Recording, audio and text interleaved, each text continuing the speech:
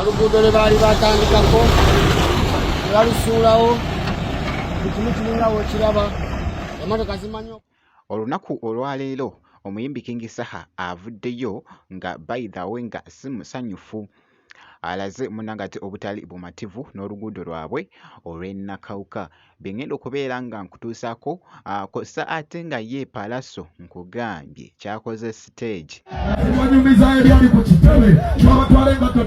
yo ewuumye akayite wali munangate mu freestyle ebadde eyakabi bino bya banene anti munange bengenda okubeera nga nkutuusaako ko maaso awo kakasa intino osubscribinga kosa ate n'okulakinga video Bamtejo Minati sinza kujja Minati Yogi kakati nno kansooke munnanga ate nkutandise nti olunaku olwaleero esaidi eno mu kitundu wali munnanga ate King Saha gy'abeera ennakawuka esaidi eno abadde munnange nga alaga obutali bumativu n'oluguudo lwabwe munnanga ate olw'ennakawuka akatambi kano kabadde kakutte ettabbu ku mukutu munnanga ate ogwa TikTok awo ng'ali mu kulaga nti oluguudo munnange yonna gye biggweredde actually kansooke nkuweeko ko katambi ndyoke nkomeyoko mu maaso awo. Baganda bange tuli eno Nakawuka reporting live from Nakawuka. Oluguudo lwe baali batandikako balusuulawo ekimu kiringa wekiraba emmotoka zimanyi okugwa muno endala yafiira awo. Oluguudo lwo balusuulawo tugenda kati mu sizoni ya nkuba wano wagenda kuba tewayitika wetwogerako naye ng'oluguudo lwe luno tewali mukozi yadde okumala akabanga akawererako ddala kati ffe omulanga tugukubirewa ab'ekitongole ekikola ku by'enguudo oluguudo luno mwalusuulawo.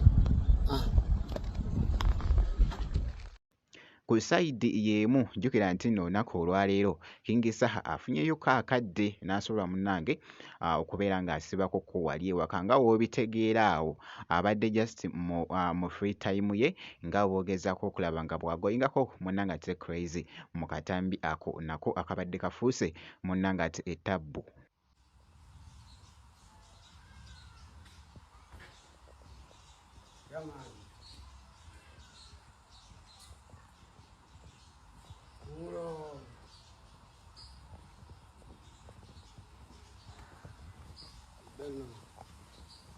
Sunday vibe, inshallah.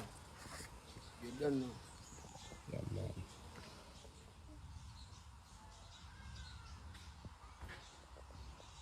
Yeah, man. Muro.